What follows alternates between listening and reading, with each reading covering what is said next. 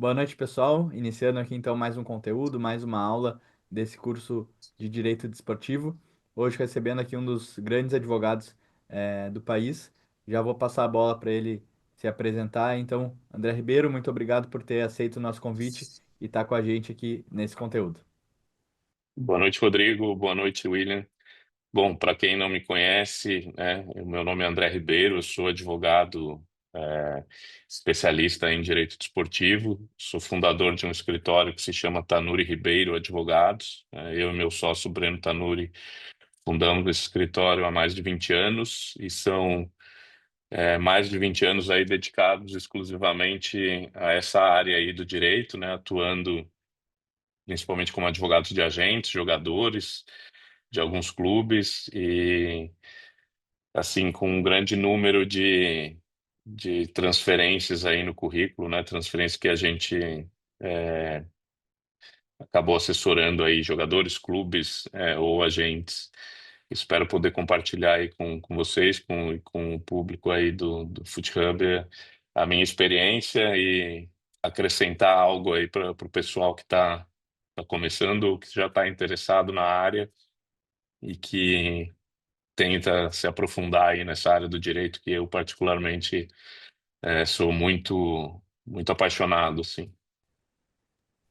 Perfeito, André. Quem está nos assistindo hoje tem muito interesse pela área, pode ser estudante, pode ser profissionais que estejam tentando chegar aí na área do direito esportivo. Então, eu queria que tu contasse um pouquinho como é que foi tua trajetória até chegar à tua posição hoje como sócio de um escritório, né? Então, toda a tua carreira aí como advogado para chegar onde tu está hoje. É o que eu costumo dizer assim, eu acho que eu tô ali, eu, o Breno, né, o pessoal ali do Rio, Bichara e Mota, na época a Gislaine Nunes também advogada ali em São Paulo, acho que a gente está entre os desbravadores ali, né? Tem uma geração um pouco anterior que se dedicou muito também ao fomento dessa área, mas eu acho que a minha geração ela já tem a mescla do futebol, do direito desportivo com o futebol já despontando num crescimento como negócio, né? Como uma economia forte assim. O que eu sinto muita falta hoje olhando para trás é exatamente essa busca, né? E hoje essas ferramentas, né, que o pessoal hoje em dia tem. Então hoje a gente vê uma iniciativa como essa, né? E existem iniciativas semelhantes aí. Então existem hoje cadeiras em faculdades de direito, cursos de especialização. Então é uma comunidade do direito esportivo acadêmica que é muito forte, né? Isso atrai muito o jovem, né, estudante do direito. Então desperta o interesse por uma área que muitas vezes ela é desconhecida e antigamente eu até ouso dizer que era um pouco, né, marginalizada, porque o futebol não era visto como um negócio muito sério, um negócio promissor. Mas hoje o futebol ele envolve números aí que são muito importantes, ele é uma parte da economia muito importante, e é um negócio sempre em evolução, né? E eu posso dizer que eu acabei vivendo todas essas fases aí do futebol, né, como negócio. A gente viu uma época de uma certa desorganização lá no começo, a gente viveu muito a onda aquele boom de investimentos na compra, né, de direitos econômicos de jogadores. A gente vivencia agora uma fase posterior, né, o banimento, né, do TPO. Agora estamos olhando para frente aí para essa estruturação dos clubes através das SAFs, enfim, o mercado brasileiro como um destino muito interessante aí para investimentos, né, provenientes do exterior. Então, e a minha história, ela é um pouco por acaso, porque eu comecei, né, numa área completamente distinta, não existia isso, né, do estudante do direito se dedicar ao direito desportivo, ou buscar uma especialização, naquela época era algo que não existia. Eu trabalhava com fusões e aquisições, né? Então, curiosamente, hoje, quando a gente fala das SAFs, aí a gente já está, né, mesclando e a gente tem profissionais dessa área que hoje estão migrando para o futebol para esses cases aí de aquisições de clubes e tal. Então, eu venho dessa área, eu era estagiário num grande escritório em São Paulo, era um escritório que já tinha um perfil empresarial muito forte, com filiais em várias cidades do mundo, né? E o meu sócio hoje, o Breno Tanuri, era estagiário comigo nesse escritório. E o escritório atendia, na época, um banco suíço, que era o UBS, e o Canal Plus da França. Então, meu primeiro contato com o direito desportivo, ele vem naquela movimentação do Ronaldinho Gaúcho, porque o Ronaldinho, quando vai para o Paris Saint-Germain, ele tem o envolvimento do Canal Plus, tem o envolvimento do UBS, desse banco, e eles buscam aconselhamento no Brasil sobre as questões de direito desportivo, né? Evidentemente não nos contatam, porque eu era um mero estagiário, mas isso acaba indo lá para o escritório, né? E eu me lembro que havia diversas reuniões ali com o irmão do Ronaldinho e tal, e o sócio do escritório aí buscou, né, ali entender entre os jovens que estavam ali quem é que gostava, entendia de futebol e tal. E o Breno, meu sócio, ele não chegou a jogar no profissional, mas ele foi até categoria juniores, de São Paulo, Palmeiras. Ele foi goleiro, ele conhecia, né, alguns dos jogadores que tinham sido ali contemporâneos dele tinham acabado virando profissionais e tal. Então ele conhecia algumas pessoas da área e tal. E o sócio do escritório pincelou lá o Breno, enfim, para acompanhar ele nas reuniões lá com o Assis. E aí eu e o Breno a gente trocava, né, informações sobre o caso. A gente estava naquele período de vacatio legis da Lei Pelé, então a Lei Pelé já existia, mas ainda não estava em vigor. E aí vem o nosso primeiro contato com o futebol, vem nisso, né? E aí, conversa vai, conversa vem, a gente resolve tentar investir mais na captação, né, de clientes, para tentar levar o direito para. Então, era um caminho diverso, né? Não era o mercado do futebol que procurava o advogado. Nós, como advogados, né, e jovens ali, advogados recém-formados, nós buscávamos levar, o direito para o futebol. Então, a gente criou uma agenda ali.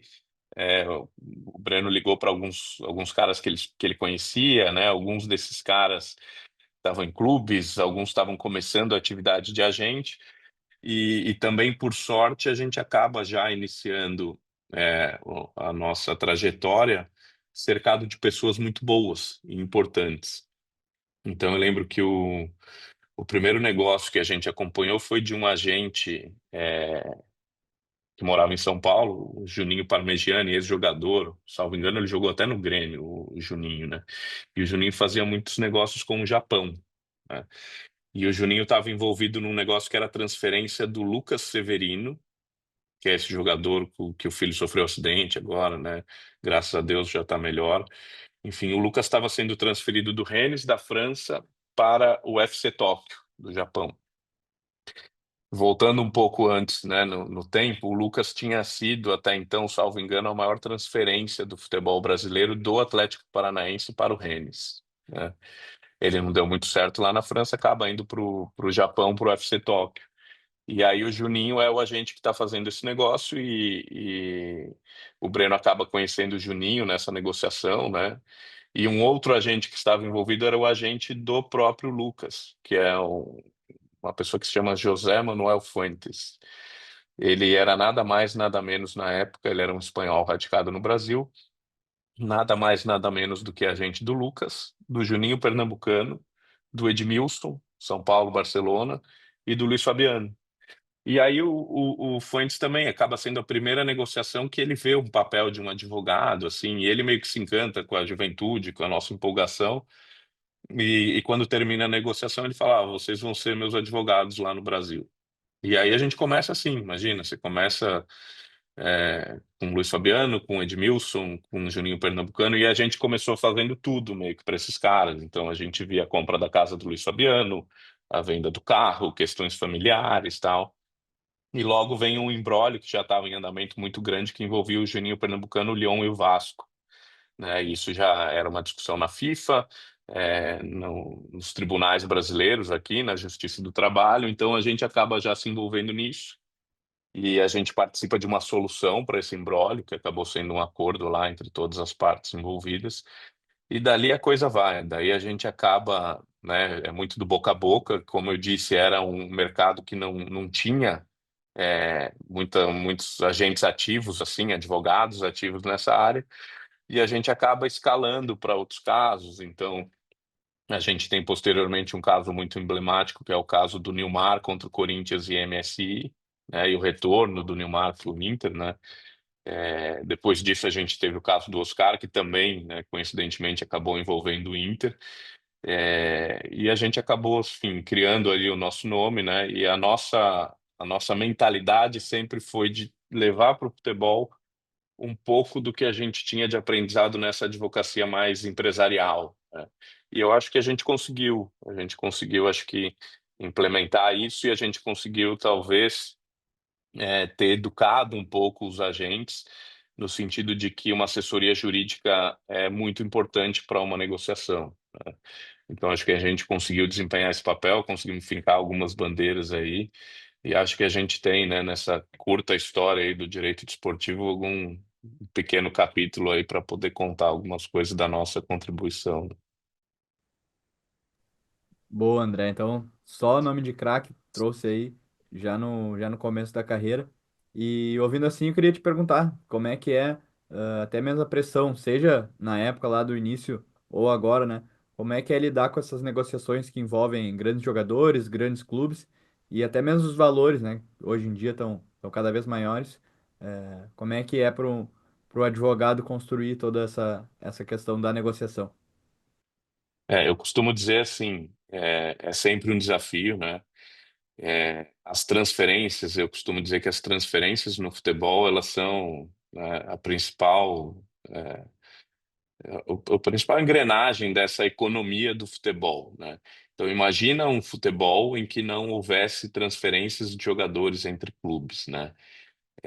A ausência que haveria de movimentação financeira, até de ganho desportivo para uma equipe, né? A questão de reposição, a própria evolução, né? O ciclo da vida do futebol é esse, né? Então, é o jogador se formar, o jogador desempenhar, ele ser vendido, vir outro no seu lugar como reposição, seja através da formação, seja através de uma compra, né? Pelo clube que acabou vendendo, transferindo um jogador. Então, a transferência em si, ela traz muita importância, ela tem o reflexo hoje, né, da mudança de vida de um jogador, questão econômica para o clube, questão econômica para o jogador, intermediações, comissões pagas, né, aos agentes. A gente tem hoje um número muito maior de transferências internacionais envolvendo, assim, jurisdições das mais diversas. Então, são transferências para França, Itália, Inglaterra, Portugal, países às vezes de menor expressão no futebol, e cada qual com as suas especificidades, né? A gente tem hoje regulamentos muito firmes e fortes na questão, né, da condução ética dos negócios, dos regramentos para essas negociações.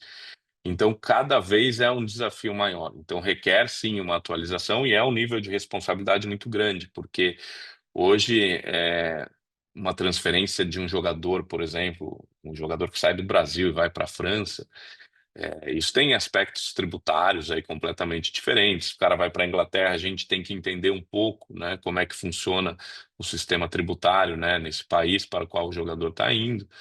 Porque do nosso lado, assim, a gente acaba assessorando muito os agentes e os jogadores, né? Do lado dos clubes, igualmente, os advogados dos clubes têm que ter muita atenção. Então, né, eu não sei se vocês se lembram, mas teve várias transferências de jogadores do Brasil para a Espanha que acabaram resultando ali em problemas fiscais para os clubes brasileiros, tá? Então, tem diversos clubes que acabaram fazendo negociações com a Espanha, não se atentaram ali a questões fiscais, né? Ou, vamos dizer assim, a uma vontade, né, do fisco espanhol de arrecadar, e que acabou encontrando ali, né, formas de fazê-lo ali pelas suas leis fiscais. Então, assim, é sempre muita responsabilidade, sempre exige muito cuidado, né? O conhecimento básico ou a procura por um aconselhamento, muitas vezes de um advogado local, principalmente nessas questões fiscais, às vezes é muito importante. Então, numa transferência internacional, você vai ter a aplicação dos regulamentos da FIFA, né? Você vai aplicar também as leis locais. Por exemplo, na França, você não pode fazer um negócio sem ter o envolvimento de um agente local. Então, por mais que você seja um agente licenciado pela FIFA ou cadastrado aqui na CBF, você é obrigado a usar os serviços de um agente local francês. Isso decorre do quê? Da lei francesa. É uma reserva de mercado para eles nessa atividade. Então, são essas peculiaridades, essas especificidades aí que a gente acaba, né, tendo conhecimento muito por experiência. Mas eu digo assim, um advogado, alguém que vai fazer né, prestar um aconselhamento ou um serviço numa primeira transferência, tem que estar muito atento a isso hoje, né? As questões não só dos regulamentos internacionais, né, que regem a matéria, mas também da legislação local no que diz respeito, por exemplo, a contratos de imagem, a contratos de intermediação, questões fiscais envolvendo esses dois tipos de contratos, questões fiscais envolvendo os valores que são pagos de um clube a outro, enfim. Então exige assim um cuidado muito grande, né? Exige uma atualização constante, exige um estudo constante e principalmente assim a preocupação de às vezes saber que vai ter que ter, né, um auxílio, ou pelo menos um esclarecimento de algum advogado daquele país, né, para onde o jogador está sendo transferido para evitar ali qualquer prejuízo. Não adianta você fazer um bom contrato de trabalho, um bom contrato de imagem, um bom contrato de transferência, um bom contrato de intermediação e ignorar por completo questões que são que estão nesse contexto, por exemplo, questões fiscais, né, referentes a todos essa circulação aí de valores. Então, assim, o cuidado é muito grande. Do nosso lado, assim, é sempre uma responsabilidade grande, porque a gente acabou, né, nessa nossa trajetória e hoje, é, pelo nível das pessoas, dos agentes que a gente representa, a gente acaba se envolvendo em negociações muito importantes, né, em termos de números. Eu acabei de assessorar um cliente meu numa negociação na Inglaterra, que se você somar ali valores de salário, comissão, imagem e transferência, ultrapassou a casa de R$ 1 bilhão, né? Então imagina se está no meio de um negócio desse, isso por si só te traz uma responsabilidade muito grande, né? Por outro lado, assim, a gente já tem uma experiência muito grande também, então a gente já sabe onde é que a gente, né, vai ver o problema, onde é que a gente tem que mudar, onde é que a gente protege mais o jogador aqui, onde é que protege a gente ali, enfim. Então a experiência também nos favorece, né? E o volume acaba sendo muito grande nas janelas, então nisso a gente tem que, às vezes tem dia que a gente revisa dois, três contratos, três operações de tamanho semelhante assim e de extrema importância, né? Eu acho muito importante assim na relação que a gente tem com os clientes nisso, nessa forma que a gente conseguiu, vou dizer assim, educar os clientes, a gente consegue participar muito do início da coisa. Então, né, as negociações elas não chegam prontas para a gente já está envolvido no processo desde o início. Isso nos facilita a amadurecer ideias, né, a já dar, né, conselhos ali em tempo real da coisa, para não chegar num ponto que depois tenha que retroceder e acabe atrasando a negociação ou emperrando num ponto que poderia ter sido resolvido na origem. Então, isso a gente tem, né? A gente acaba tendo essa dinâmica com os nossos clientes, que isso para a gente também é muito importante. A gente está envolvido já desde o início nas operações e já conhecer passo a passo do que está acontecendo para poder ir acompanhando e prestando, né, os conselhos ali que a gente tem que prestar meio que em tempo real a cada etapa da própria negociação e não só, né, na análise ou confecção dos documentos. Eu acho que isso também é muito importante. Perfeito, André. E na primeira pergunta lá, falando um pouquinho do teu escritório, tu comentou, né, que tu trabalha, um dos clientes é a questão dos agentes, e eu queria saber como é que vem evoluindo esse mercado aí de advogados com agentes no futebol. Assim, o mercado dos agentes ele é uma evolução constante, né, William? Assim, não dá para ignorar a importância e a relevância, né? E aí vai ter gente que diz que é para o bem, gente que diz que é para o mal, enfim. Mas é uma realidade, né? O futebol hoje ele não vive sem os agentes, né? Principalmente sem os grandes agentes, né? Que costumam falar os super agentes. Então a FIFA, a própria FIFA, enfim, pauta muitos, né, dos seus regulamentos em função dessa atividade, né? Porque, por vezes, a FIFA vê com maus olhos a atuação dos agentes nas negociações, dada a relevância e a capacidade que os agentes têm de realmente determinar, né, o destino de uma negociação, né? mas isso é uma realidade, então uma realidade da qual, né, nós não podemos fugir, né? Então, quando a gente vem nessa evolução histórica aí de regulamento, a FIFA, ela primeiro tem aquela preocupação com a interferência de terceiros, né? Então, ela cria ali no seu regulamento, né, artigos específicos para impedir que haja uma interferência de um terceiro na decisão de um clube transferir ou não transferir um jogador, né? A gente sabe que na época da liberação dos direitos econômicos, embora haja discussão se os regulamentos permitiam ou não que os agentes tivessem esses direitos econômicos na época, fato é que eles detinham. Então, principalmente no Brasil, né, um país de uma economia não muito forte, em que os clubes acabavam usando os direitos econômicos como moeda de troca. Então, um agente levava um jogador para o clube, para não pagar a comissão, jogava esse problema para frente. Não posso te pagar a comissão agora, mas eu te dou aqui 20%, né, dos direitos econômicos do jogador, te dou 30%. Às vezes os próprios agentes exigiam, vou levar o jogador, mas eu quero 30, 40%, 20%. E isso acabou fazendo com que os agentes tivessem ainda, né, uma força maior nos negócios, porque além de serem os agentes dos jogadores, passaram, né, a ser também donos, né, de parte dessa receita da futura transferência, o que pode até ser, né, representar aí um potencial conflito de interesse, porque a rigor o agente ele deve representar o seu cliente, não pensar no interesse próprio, mas o mercado era permissivo para que isso acontecesse. Então, os agentes acabam se tornando donos dos jogadores, né? Aí a FIFA vem, acaba com o TPO, pensando muito também na questão dos agentes, para tirar um pouco dessa força. Mas, assim, a realidade é o que eu vejo na prática é que não é uma força que ela é meio inigualável. Então, não tem como você superar a relação de um agente com um jogador. E digo por quê? Porque essas relações, normalmente, elas são muito antigas. Então, os agentes, eles acabam auxiliando a família do jogador, os jogadores desde, né, de muito cedo. E muitas vezes com ajuda financeira, né? Ajuda de custo, custeio de despesas pessoais. Então, as famílias, né? E isso eu estou falando da realidade do Brasil, né? Normalmente os jogadores vêm de uma origem muito humilde, é, e acabam criando esse vínculo, né? Não só assim profissional, mas um vínculo até de dependência financeira, né? Em relação aos agentes.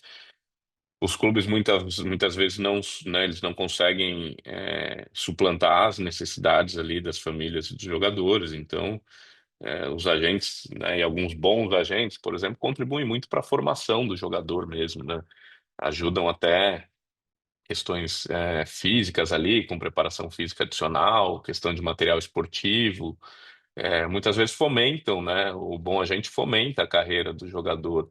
Então ele acaba, por vezes, substituindo até o que o clube deveria fazer. Então, isso gera um vínculo não só, como eu disse, profissional, mas às vezes um vínculo de dependência, às vezes um vínculo até próximo de uma relação familiar.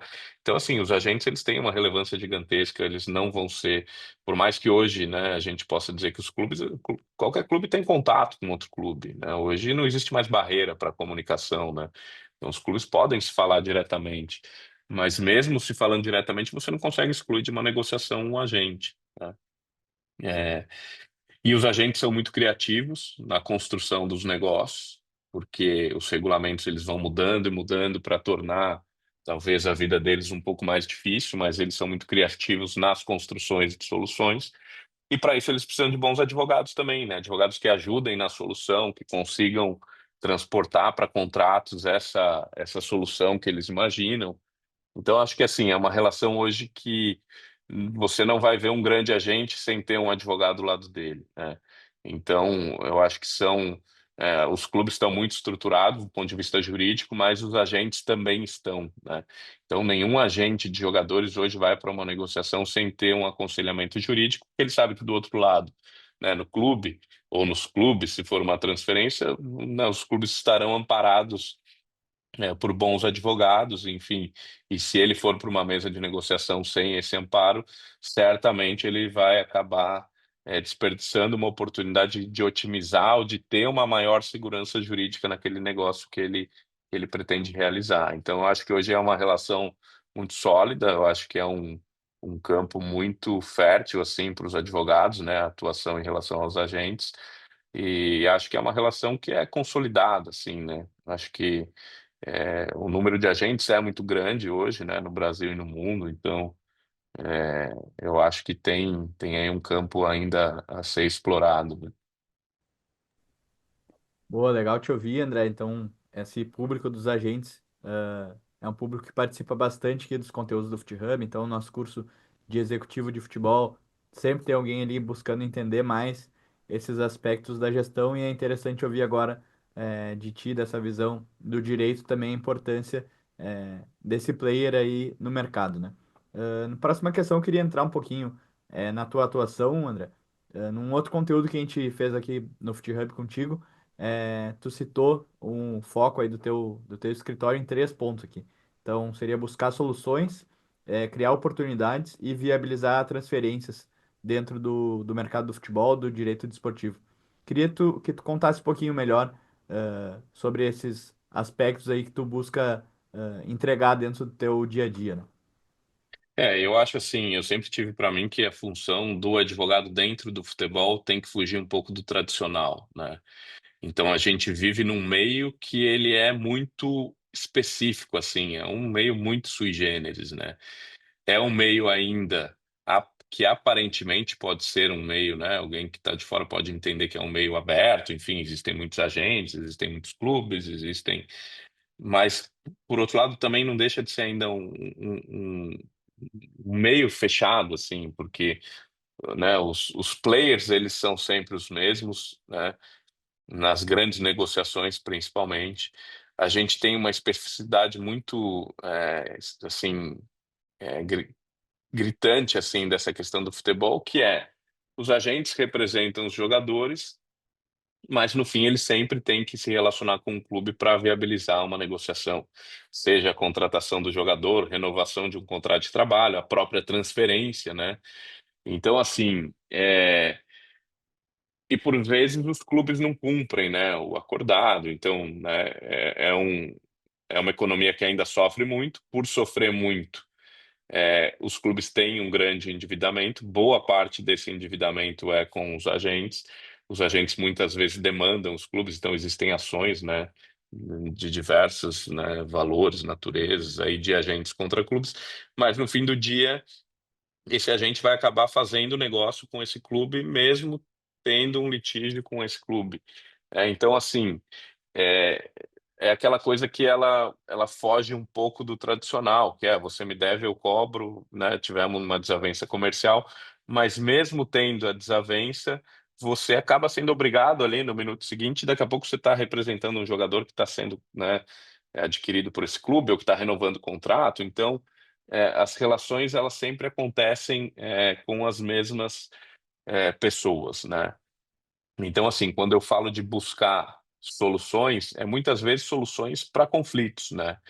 Então, eu entendo assim que esse meio em que nós vivemos, ele é muito é, favorável à autocomposição.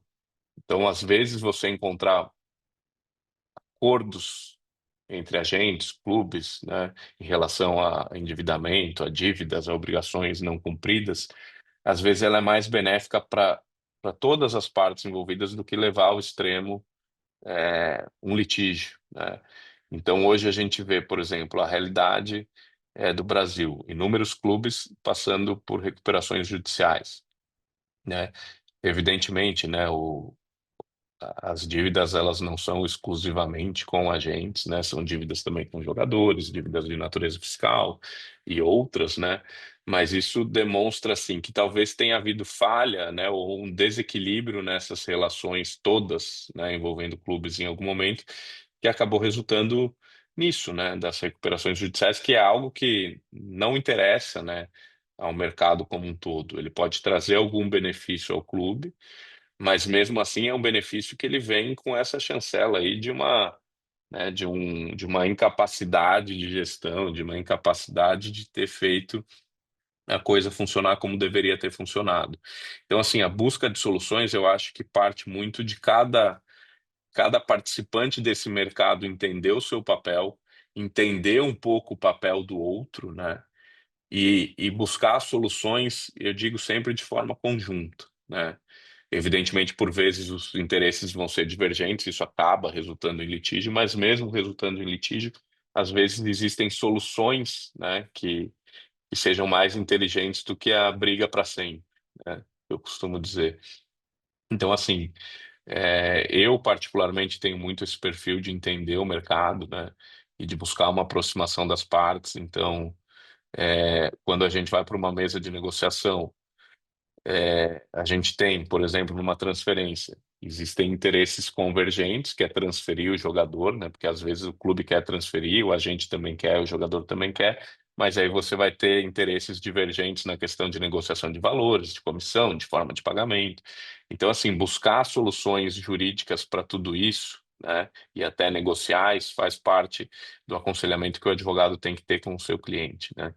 Então, isso a gente tem aí uma expertise muito grande e, enfim, inúmeros casos que a gente acabou encontrando soluções para impasses que eventualmente poderiam resultar na não concretização, né, de um negócio. Eu acho que tem uma evolução muito grande também do papel do advogado em relação aos próprios jogadores. Então, hoje a gente vê assim, eu vejo um nicho muito importante nessa questão da formação dos jogadores, né? No aconselhamento às famílias, porque esses meninos hoje começam muito cedo, né? E pelos próprios regulamentos, os jogadores aí, né, menores de 16 não profissionais, eles não podem ter assessoria de um agente. E talvez seja interessante, né, para essas famílias terem aconselhamento jurídico, né, legal sobre as questões. Imagina, um menino hoje com 14 anos assina um contrato de formação. Por vezes a família nem sabe o que é isso, né? Então, assim, a atuação de um advogado em prol da família também é algo que pode ser muito interessante. Eu vejo nisso, né, um nicho muito importante. Então, criar uma relação também, muitas vezes, com a família e com os jogadores. A gente tem toda essa gama aí de atuação nisso, né? Então, por exemplo, hoje a gente reúne ali, né, em termos de cobranças de clubes, a gente tem créditos importantes que a gente persegue aí em relação a inúmeros grandes clubes, né? Representando grandes agentes, grandes jogadores. Então, a gente tem, como eu digo, também essa responsabilidade de também não, né, saber até que ponto a gente vai esticar a corda para que isso eventualmente possa resultar até numa recuperação judicial de algum clube que ainda não está, né, nesse radar disso acontecer. Então, essa forma de busca de solução, ela realmente é muito importante. Você citou os outros pontos aí, Rodrigo, até me recorda que daí eu dou prosseguimento. É de criar as oportunidades dentro do mercado, e também viabilizar algumas transferências, né? A criação de oportunidades no mercado, ela decorre muito dessa economia muito forte que é o futebol hoje, né? Então, o futebol hoje, ele saiu daquela mesmice ou do tradicional, né? Então, hoje a gente tem o mercado do futebol aberto, né? A pessoas que antes não, né, não olhariam para esse mercado. Então, hoje na minha agenda, por exemplo, quase que semanalmente eu sento com algum fundo de investimento que quer entender como é que funciona o futebol, para ver onde é que tem uma oportunidade, de investimento, né? Então, isso faz parte dessa evolução do negócio, né? Do futebol, né?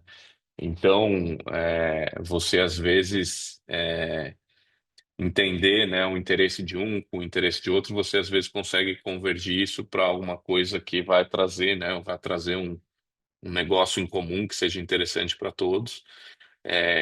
Hoje a gente tem muito isso, né? A gente tem que estar antenado às coisas que estão acontecendo, entender a evolução do futebol, a evolução econômica, a entrada de outros participantes, de pessoas que antes eram alheias ao futebol para o futebol, então isso traz muito a oportunidade, né, do aconselhamento jurídico. Então, como eu te disse, né, tem muita gente que não sabe como funciona o futebol, mas já olha o futebol como uma economia interessante. Então, ó, eu quero alocar recursos aqui no futebol.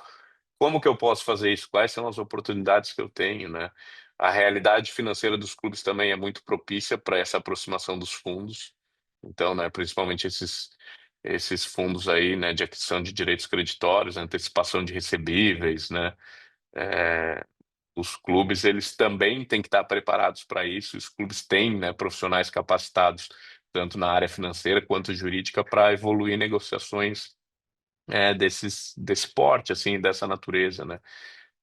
Então, isso também a gente sempre está muito antenado a essa evolução. Agora, com a questão da SAF, né? Então, a gente tem atuado muito por empresários aí que realmente estão, né, visualizando no futebol uma oportunidade de negócio, até constituindo clubes já na forma de SAF, voltados à formação de jogadores, enfim, pensando numa forma de criar um negócio para uma posterior venda, enfim.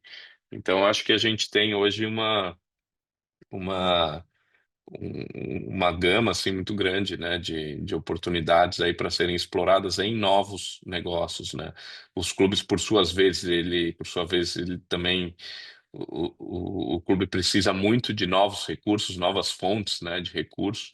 Então, os clubes também estão muito abertos a ouvir, né, oportunidades de negócios, enfim, onde é que eu posso é, realizar um negócio que antes nem estava no meu radar, que eu não entendia, que eu não sabia que existia, né?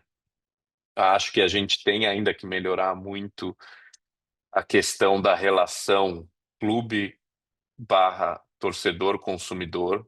Então, acho que isso é uma relação que a gente tem que melhorar muito no Brasil. Acho que os clubes já estão com a cabeça voltada a isso. Então, eu acho que o torcedor, além de ser um torcedor do clube, ele é um consumidor, né? Ou um potencial consumidor. O clube tem que saber explorar essa relação. Então, eu acho que o clube tem que estar mais presente no dia a dia do torcedor, né? Hoje a gente tem aí, todo mundo está com o celular na mão, todo mundo pode acessar um aplicativo. Então, eu acho que assim, um aplicativo de um clube, né, que seja voltado à experiência do torcedor, tem que ser um aplicativo completo. Então, não dá mais para o clube fazer como fazia antigamente. Ah, faz de qualquer jeito aí, contrata o amigo do vizinho. Então, assim, tem que ter os profissionais envolvidos. Eu acho que essas grandes empresas que atuam no entretenimento hoje também estão aí, né, fincando bandeiras aí no futebol. E eu acho que os clubes têm que saber evoluir, né, em cada ponto, cada evolução, cada modernização, ela traz um benefício, traz um valor maior para o clube e traz uma possibilidade de ganhos aí em áreas que, por vezes, os clubes exploravam mal ou não exploravam, né? E aí, quando a gente fala de transferência, a gente volta um pouco ao tradicional, né? E aí basta ter um olhar, assim, em relação aos orçamentos dos clubes, né?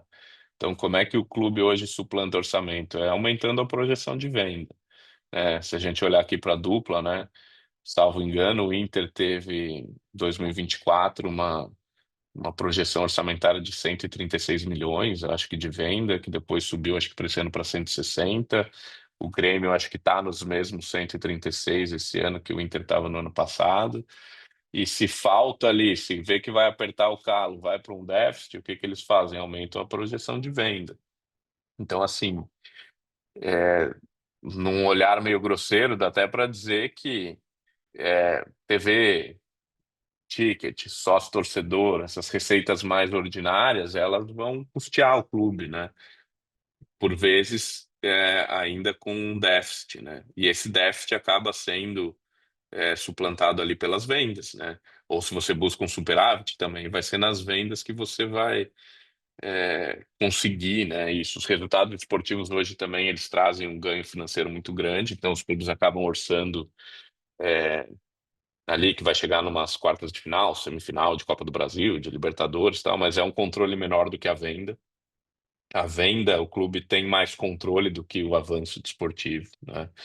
Então é mais fácil você ajustar, né, o teu orçamento ou tua realidade econômica numa venda de jogador. Às vezes você vai vender por um valor menor do que o mercado, às vezes vai aceitar uma proposta que você não aceitaria em outras condições, mas você pode provocar, né, essa transferência. Então volta àquela minha fala inicial, a transferência é a engrenagem econômica do futebol, né? Então os clubes precisam vender jogadores, né? Não é só porque o clube quer vender, ele precisa vender. Quando ele vende, ele compra, ele repõe. Então gira todo esse ciclo econômico do futebol, ele gira, né, a interligação dos clubes do ponto de vista econômico, ela está ali nas transferências, né? Cada clube tem a sua negociação, às vezes, de, né, patrocínio. A TV hoje a gente tem as negociações em bloco aí, né, nos dois blocos, como acontecia no passado com o Clube dos 13. E aí me lembro muito do Fernando, né? É, mas hoje a gente tem as transferências ainda como esse colchão, né? Então, putz, dá para eu mirar, né? A gente tem as janelas hoje. Então, estamos numa janela de verão europeu. Já dá para entender o comportamento de um orçamento do Inter, de um Grêmio, de um São Paulo, de um Fluminense, Palmeiras. Todos os clubes já estão entendendo onde é que eles vão chegar no fim do ano em termos de orçamento. Cumprir, não cumprir, vai dar déficit, vai dar superávit. Então, às vezes, o clube ele acaba se cobrando ali uma realização de uma transferência nessa janela de meio de ano, exatamente para chegar lá em dezembro e não ter um déficit, ou não ter um déficit muito grande. Então, e aí o nosso papel é esse, né? Assim, o número que a gente atua de transferências é muito grande. A gente não está olhando com esse olhar do clube, né? Tipo, putz, eu preciso vender para pagar as contas. Mas a gente está na ponta de quem sabe que o clube precisa vender. Então isso vai para a mesa de negociação também. O agente hoje é um cara informado, né? Não só do ponto de vista jurídico, como econômico. Então, hoje, no mapeamento de negócios, de transferências, assim como os clubes sabem que eles precisam vender ou que não precisa, entre os meus clientes eu já sei quais são os próximos negócios que, assim, possivelmente vão acontecer. Possivelmente vão acontecer por vários diversos fatores. Fator um, porque o jogador desempenhou muito e já é uma transferência certa na janela, porque já é resquício de uma sondagem ou de uma tentativa de negociação da janela anterior. Porque sim, o clube eu sei que pelo orçamento ele tem que vender, porque se ele não vender, ele não vai cumprir né, o planejamento orçamentário. Então, assim, tudo isso e todas essas informações que hoje, sim, elas são muito abertas, né? Então, hoje você entra aí, você vê o balanço de todos os clubes, você vê o plano orçamentário de todos os clubes, você vê os planos que foram aprovados aí em conselhos, você consegue até entender em que pé que está aí pelas demonstrações financeiras aí, né, trimestrais e tal. A gente consegue mapear muito o mercado. Então, né, o Clube X eu sei que vai precisar vender. E daí não precisa ser muito, né, expert para saber quem são os jogadores daquele clube que tem mais valor de mercado, que tem mais potencial de mercado. A gente tem visto mais recentemente é aquele tipo de transferência que eu costumo dizer que não dói, né? É a transferência do cara que ainda não jogou lá em cima, não fardou no profissional, né? Então, um menino de 16, 17, esse aí às vezes não dói porque a torcida ainda não viu jogar, putz, já vendi, e as transferências às vezes são altas, né? Então, a gente tem perfis de transferências nessa faixa etária aí, meninos de 16, né, 17 anos, evidentemente eles só podem ser efetivamente transferidos aos 18, mas as negociações já são realizadas, né, de forma antecedente. Jogadores aí com seleção de base, enfim, a gente vê transferências na ordem de 10, 9 milhões de euros, enfim, isso ajuda o clube a cumprir meta, isso acaba não afetando o plano desportivo, porque o jogador ainda não está incorporado, né? E isso tem acontecido com muita frequência, né? Tem acontecido com muita frequência. Mas a transferência é isso, ela, na realidade do mercado brasileiro, hoje é uma necessidade. Então, né, evidentemente não vou dizer nomes aqui, mas eu sei que clube vai ter que vender, qual jogador vai ser vendido, sei por quanto vai ser, porque eu sei como é que o mercado está se comportando em relação a propostas para esse jogador, né? E os clubes também estão muito ligados a isso, né? Os clubes hoje têm profissionais ali exclusivamente de mercado, que eles sabem como é que o mercado está se comportando e que eles sabem que muitas vezes eles não vão conseguir vender pelo preço que eles querem, porque né, tem jogador que o clube não consegue estabelecer preço, que quem estabelece é o mercado. E a necessidade da venda faz o mercado prevalecer. Eu acho que é isso. Perfeito, André. E a gente vem falando aqui bastante durante esse papo na questão da negociação. E tem até um caso bem emblemático, né, que tu ajudou a viabilizar aí, que foi o caso do Oscar, da saída dele do São Paulo, depois a ida dele para o Internacional. Eu queria que tu contasse um pouquinho desse caso aí para a gente trazer um caso na prática aí para quem está nos assistindo agora. No caso do Oscar, é que agora já tem bastante tempo, né? Dá pra gente falar algumas coisas, assim, né? É, mas o caso do Oscar, ele é muito emblemático, assim, para nós ali do escritório, para mim e para o meu sócio, como um crescimento, né? Como um desafio que foi colocado. Então, na verdade, ele surge, né? O caso do Oscar surge, no meu entendimento, de uma má gestão já do clube em relação ao jogador. O Oscar era tido já como uma joia da base, enfim, ele era tido como o novo Kaká, né? Era uma das promessas ali da base de São Paulo que sempre foi muito forte. Na época, o presidente de São Paulo era o Juvenal Juvencio, né? Que é um presidente muito forte, emblemático ali da história do clube também. E aí vem essa questão dos direitos econômicos, tá? Salvo engano, o que aconteceu? Houve uma negociação para uma renovação de um contrato profissional do Oscar, em que o agente dele exigiu um percentual de direito econômico para o jogador, né? Não para ele, agente, mas para o jogador. E a negociação ela acabou travando nisso, né? E o Oscar tinha um salário na época que era um salário que permitia, né, o pagamento da então chamada cláusula penal lá, né? Que seria a cláusula indenizatória esportiva hoje, né? Então, o valor que o jogador paga para se desligar do clube. Na época, a redação da lei era um pouco mais complexa do que a de hoje. Ela tratava ali, né, os aumentos salariais também eram considerados, tinha redução de valor de cláusula conforme o tempo de contrato, enfim. E aí tinha toda uma complexidade ali jurídica para fazer o cálculo do que seria essa multa, né? E eu lembro que quando a gente reúne com o agente do Oscar, a consulta era exatamente essa, né? Bom, quanto é que é a multa, né? Eu quero pagar a multa, o Oscar vai pagar a multa para se desvincular, eu preciso entender qual que é o valor da multa, tá aqui o contrato. E quando a gente tem acesso né, eu acabo vendo ali uma falha, né, do São Paulo numa questão de renovação contratual, sobreposição de contratos, e eu falei, ó, a multa é X, mas eu acho que tem uma chance da gente conseguir uma rescisão indireta por falta de pagamento, por uma questão de descumprimento, né, de obrigações legais. Tinha uma questão de uma emancipação forçada na época para que ele fizesse um contrato de 5 anos e não 3, conforme era a previsão do regulamento da FIFA, enfim. E a gente vê essa possibilidade da rescisão, né, surgir como alternativa ao pagamento da multa. E, evidentemente, assim, prevaleceu o entendimento ali entre todos que, bom, já que existe uma chance da rescisão, né, por falha, por descumprimento por parte do São Paulo, vamos nessa linha, né, e guardamos a multa para uma segurança, né, num segundo momento, se as coisas não derem certo, a gente paga a multa. Acabou que quando a gente entra com a ação trabalhista lá em São Paulo, pede a liminar para desligamento, isso era dezembro, acho que 2009, não me lembro o ano exatamente, acho que era 2009. E aí a liminar é deferida pela juíza, né? E aí, isso eu acho que era 16 de dezembro, era próximo ali do recesso do judiciário, era fim de ano, enfim, vira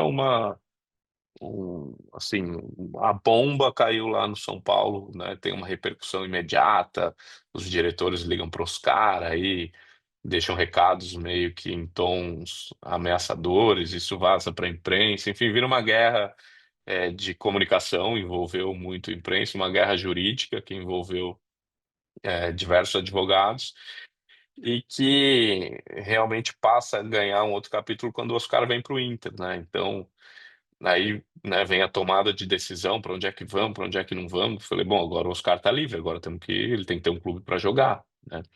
A meta inicial era um clube de fora, mas aí o Inter se apresenta, né? Aí vem a figura do Fernando, né? Então o Fernando se posiciona, né, como conhecedor do futebol que é e conhecedor das leis que é. Ele sustenta, né, essa contratação e o Inter acaba sendo a opção ali pro Oscar se vincular, né, naquele momento. E aí o capítulo, né, dessa briga jurídica também ganha, né, corpo quando, né, o jurídico ali do Inter também, né, o jurídico interno, também o Daniel Cravo, o Rogério Pasta, os terceirizados ali do Inter se juntam à nossa equipe ali para seguir nessa batalha, né? E até é sempre bom, né, quando você tem, né, alguém para ombrear, para estar do teu lado numa briga tão forte como era essa. Para a gente foi assim, um reforço, um fôlego gigantesco, né? São caras aí que eu respeito assim demais até hoje, caras com quem a gente se relaciona, o Daniel, o Rogério, o Felipe D'Alegrave, né, que hoje está mais até lá no futebol do Inter, mas sempre foi lá a mente brilhante lá do jurídico interno também.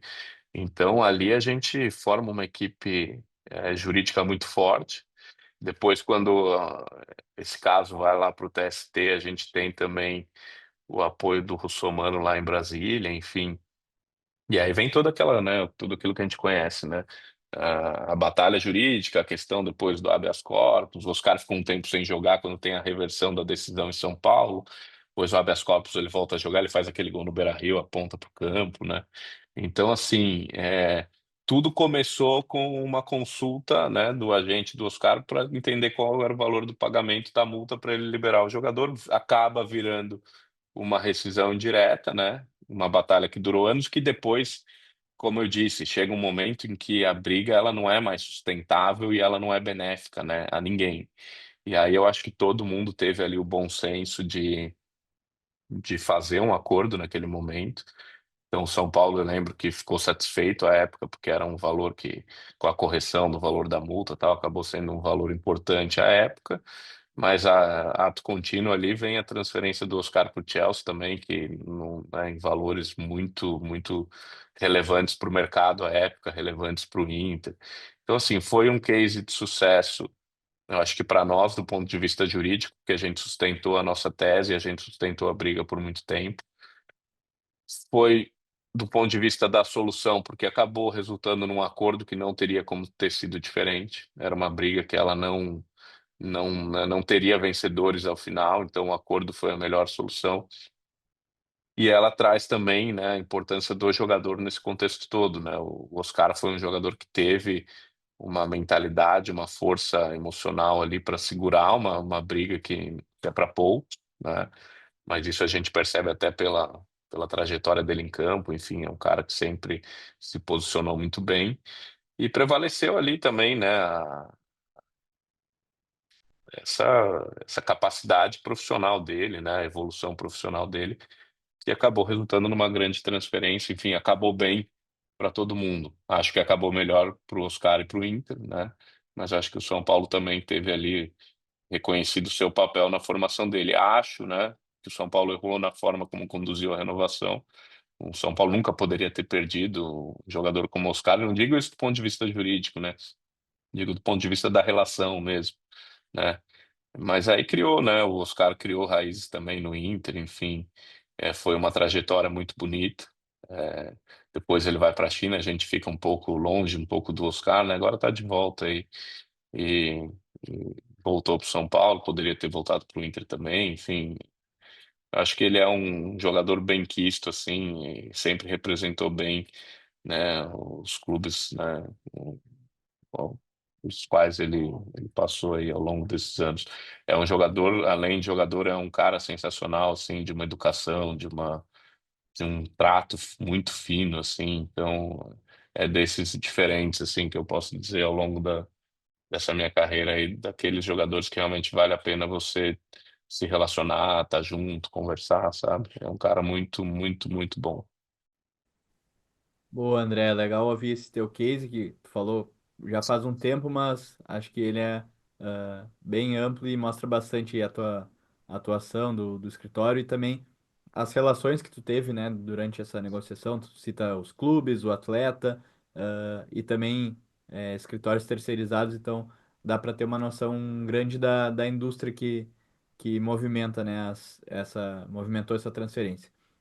Seguindo na linha de lidar com os atletas e também da evolução do futebol, eu queria te perguntar sobre a questão das apostas, né, André? Então, recentemente a gente tem ouvido falar muito, tem a questão das próprias denúncias. Eu queria saber o que tu enxerga assim desse novo mercado que surge no futebol, né? Eu acho que também é aquilo, né? São realidades que nós não podemos lutar contra, né?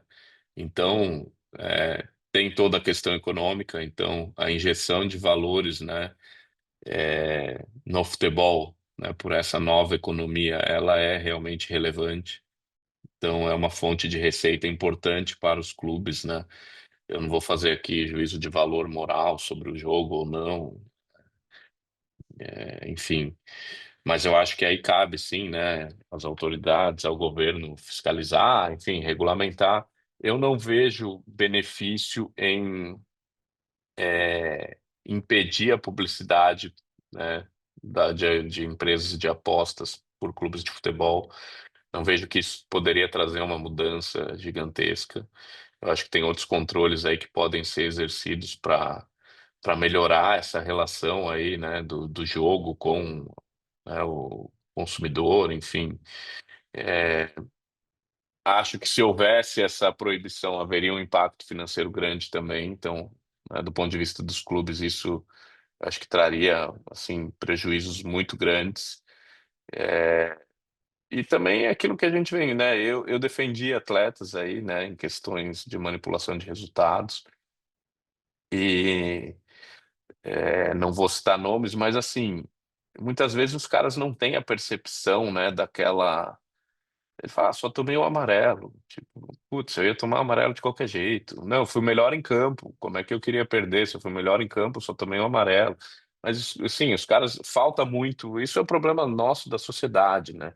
Então é a falta de educação, né, de acesso à informação. É muito dessa questão da realidade que é o Brasil, né? É um povo que sofre, né? Um povo que às vezes paga por aquilo que nem sabe que fez, ou que não poderia fazer. Então, eu não estou defendendo aqui a conduta, tá? Eu acho que é totalmente reprovável, mas eu acho que parte muito de uma educação, né, de informação. Então, isso parte dos clubes, das federações. Acho que tem os programas todos hoje de conscientização, mas acho que surgem muito depois dessa primeira leva ali dos jogadores que foram punidos. Eu tive a oportunidade de estar presente numa sessão da CPI, em que um jogador foi ouvido, né? E aí a gente ouve coisas das mais absurdas. Então, tipo, um deputado voltava num jogo lá de 10 anos antes. Ah, mas naquele jogo que vocês perderam e meu time caiu, estava comprado. Tipo, nem existia aposta, sabe? Não existia. Então, assim, a gente também joga dinheiro em coisas, né? Pô, estamos pagando para ter a sessão, vamos fazer a coisa pontual. O outro lá perguntava: Ah, mas o tal do Bruno, você tem informação de quem é esse Bruno? Onde é que ele tá? O cara já estava preso, já lá em Goiás. Lá. Todo mundo já sabia, já tinha tido, o cara estava preso e ele queria que o jogador falasse onde é que estava o cara para irem atrás. Então, assim, a gente sofre, né? É, mas eu acho que tem que ter um cuidado, talvez algum nível, né, eu acho que demorou muito para regulamentar a lei também, então permitiu, depois ficou um tempão sem regulamentar. Eu acho que a coisa tinha que ter sido completa já de início. Acho que a questão de publicidade, sim, tem uma preocupação. Eu acho que tem que regrar, mas eu acho que não impedir, né? Eu acho que pode regrar isso de outra forma sem que isso impacte, né, assim, num prejuízo grande aos clubes, né? Porque, assim, se vai permitir a atividade, eu acho que tem que permitir também, né, que de certa forma se dê publicidade a essa atividade, que se conscientize a população. Enfim, a gente evoluiu muito, né, na questão do tabagismo, essas coisas.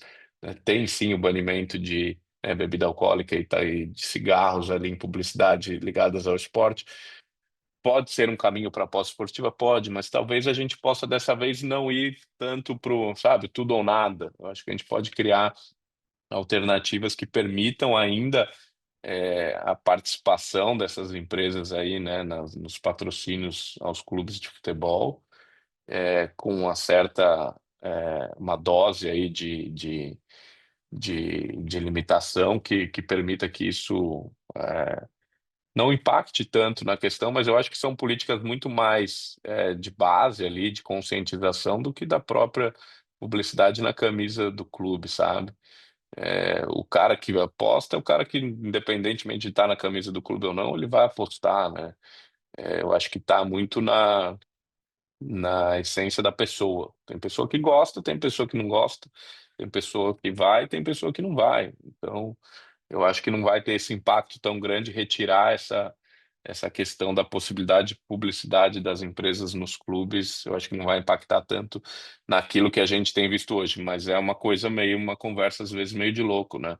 Então agora, pô, todo mundo é contra, mas a gente nunca teve aposta esportiva no Brasil legalizada. Legalizaram, eu não pedi, não fui lá para as ruas, não fui no Congresso pedir para legalizar, legalizaram. Agora lidem com o problema. Agora, lidar com o problema é simplesmente fingir que não existe? Não, existe. Vamos regrar de uma forma que possa existir, né, um mínimo impacto aí negativo nas coisas e possibilitando que, já que existe, que possa é, contribuir para algumas outras áreas, né, e contribuir para a evolução dos clubes. Eu acho que tem uma relevância. Se encaminhando para o final aqui desse bate-papo. E a gente falou um pouquinho sobre SAF durante esse conteúdo. A gente tem também a questão do fair play financeiro, que no Brasil já é um pouco falado mais atualmente, na Europa já existe. A gente tem outras regulamentações a nível mundial. E eu queria saber quais regulamentos e questões jurídicas vêm evoluindo aí, mais impactando no futebol, na indústria esportiva como um todo, né? Eu acho que assim, a gente tem realidades diferentes, né? Então a gente tem regulamentos já aplicáveis na Europa que ainda não existem no Brasil. Por exemplo, você citou aí o fair play financeiro, né? Acho que está longe de uma realidade Brasil, mas eu acho que assim, a gente vem vivenciando aqui essa transição de mercado, talvez das associações para SAFs, né? Talvez uma maior responsabilidade de gestão e administrativa em relação às SAFs, né? Comparativamente às associações. A gente tem vivenciado muito essa questão das recuperações judiciais. O que eu estou tentando pregar muito, enfim, todas as oportunidades que eu tenho para falar é que a gente tem uma economia importante nas mãos. O futebol é uma economia importante. O futebol é um produto importante, pode ser melhorado, sim, né? E eu acho que muito da melhora desse produto, futebol, do mercado futebol, ele passa também por uma mudança de atitude de todos os participantes, né?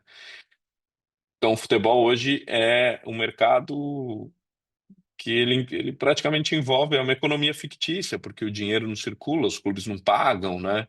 Aí vem recuperação judicial, aí vem RCE, aí vem isso, vem aquilo. Então, quem é que de fora do Brasil vai colocar dinheiro aqui? Porque imagina, a gente está falando de transferência como fonte de receita, tá? É, a gente pega um exemplo do Cuiabá. Eu não conheço os casos a fundo, nunca vi os casos, estou dizendo pelo que eu vejo da imprensa, tá? Então, putz, ele vendeu um jogador para o Corinthians, outro para o Atlético, outro para não sei quem, e ele não recebe. Esse jogador que ele vendeu, daqui a pouco já é vendido pelo clube que comprou, né? Então, assim, é uma coisa que não tem cabimento, né? Existe um mecanismo para proteger isso? Existe o regulamento da CNRD. Eu acho que as questões já estão sendo tratadas lá. Tem uma questão de morosidade? Tem. Mas o que eu rogo, assim, para todas as pessoas, né, que militam no futebol, advogados, agentes, né, os clubes, as entidades de administração, federações, CBF, enfim, a gente tem que traçar um plano para ter um início. Eu falo assim, né? A expressão que eu tenho usado é o marco zero do cumprimento das obrigações. Então, ó, o que passou, passou, mas daqui para frente vamos começar a cumprir o que a gente se propõe a fazer, né? Então, quando eu defendo um credor, quando eu cobro um valor do clube, eu estou defendendo um credor, né? Mas a CBF, acima de mim, acima do clube, acima do agente, acima do jogador, a CBF tem que prezar para que os clubes, que os jogadores, todo mundo cumpra as obrigações que assumiram por meio de contratos. Isso está no regulamento, né? Então, os clubes têm que cumprir as obrigações financeiras. Então, o que eu tenho dito é isso: vamos traçar o marco zero do cumprimento das obrigações, vamos começar um mercado que daqui para frente funcione, né? Como é que a gente vai fazer? Vamos fazer um regulamento de licenciamento? Ah, não pagou, né, as dívidas desse ano em relação ao grupo de jogadores, técnico, etc. Não joga o ano que vem, né? Isso é diferente do fair play, né? A questão de licenciamento. Fair play é você vai ter que ter lá um orçamento, você vai ter que explicar de onde veio o dinheiro. Acho que isso para nós ainda não é um problema. Isso é um problema para quem tem muito dinheiro. Para quem tem pouco, não é problema de onde vem o dinheiro. O problema é que o dinheiro seja usado para cumprir as obrigações. E, evidentemente, é difícil você cumprir tudo que você traz do passado, mais a tua operação presente. Mas eu acho que a gente tem que lutar por mecanismos que façam as operações presentes serem cumpridas. Então, imagina, o meu sonho é ter uma temporada de 2026 em que cada clube da Série A e B pague tudo o que se propôs a pagar naquela temporada de 2026 para os seus técnicos, jogadores, agentes, para todo mundo. E aí a gente começa a criamos um ano que houve zero inadimplemento contratual no futebol. É a mesma coisa que a gente vê essas obras. Estamos há 1.000 dias sem acidente, estamos há 2 temporadas sem ter atraso, entendeu? Então, eu acho que é isso que a gente tem que brigar, porque com isso a gente fortalece o produto futebol, o mercado, a gente propicia uma conversa sobre ligas mais consolidada, mais real, né, do que simplesmente criar uma liga em que ninguém vai respeitar ninguém e que aí o investidor estrangeiro se assusta porque ele lê notícia aqui e fala, bom, isso aí é um bang bang, né? Porque é um bang bang que só tem bandido, não tem um mocinho, né? Então, assim, isso é o que eu tenho pregado, que eu tento hoje fomentar aí nas conversas que eu tenho com colegas advogados, quando eu estou na CBF, quando eu estou na federação, quando eu estou nos clubes. Eu acho que isso é uma batalha que ela não deve ser só de quem tem dinheiro a receber, ela deve ser de todo mundo que está no futebol. A gente criar um futebol sustentável. Aí sim a gente vai dar os passos, aí sim a gente vai ser atrativo para o investimento estrangeiro, a gente vai começar a falar uma língua profissional. E vamos ter os mecanismos que já existem para resolver o passado, vamos usar eles para o passado, mas vamos começar daqui para frente a cumprir tudo aquilo que a gente se propõe. Eu acho que não é uma meta real, tão próxima assim, mas vamos olhar para uma temporada de 27, 28, talvez com isso acontecendo, né? Por que não? Por que não? Imagina que a gente tenha notícias na imprensa aí só relacionadas a transferências, resultado esportivo, né? Clubes assim falando de futebol e não ter que ver um presidente de um clube para a imprensa reclamar que o outro não pagou. Isso acho que deprecia, né, o nosso produto. E o nosso produto é bom, só que a gente está maltratando. É isso que eu falo. Excelente iniciativa, André. Acho que o T-Hub aqui, como uma instituição de educação, também tem seu papel e conta com a gente aí para compartilhar essa mensagem para que realmente no futuro a gente possa tratar cada vez melhor esse produto e que esse futuro seja o mais breve possível, né? Para encerrar aqui, então, queria inicialmente te agradecer a participação. Acho que o pessoal que está assistindo aqui vai receber um conteúdo muito rico, com muito aprendizado. E queria que passasse um recado final aí para quem quer crescer nesse mercado do direito desportivo, da gestão esportiva, alguns pilares que tu acredita que sejam importantes aí para que cada um tenha sucesso no mercado. Obrigado, Rodrigo William, de novo. O meu recado final, eu acho que é isso. Eu acho que o futebol, né, geral, assim, o mercado do futebol, ele necessita ainda de boas pessoas, né? Então, eu acho que sempre vai ser bem-vindo quem venha para mudar e mudar para melhor. Hoje, assim, são infinitas as possibilidades de buscar conhecimento nessa área, né? Vide aí, né, o programa de vocês, né, de educação, enfim, com né, a formação, né, em relação a profissionais que vocês capacitam aí. Eu acho que cada um desses profissionais ele deve buscar realmente isso, entender as dificuldades, né, as dificuldades que hoje o futebol enfrenta, entender os pontos de melhora. E eu acho que buscar agregar, buscar trazer, né, melhorias para esse mercado, voltando àquilo que eu falei, porque é um mercado para todos, né? Eu hoje estou inserido nesse mercado, eu vivo desse mercado, eu respeito muito esse mercado.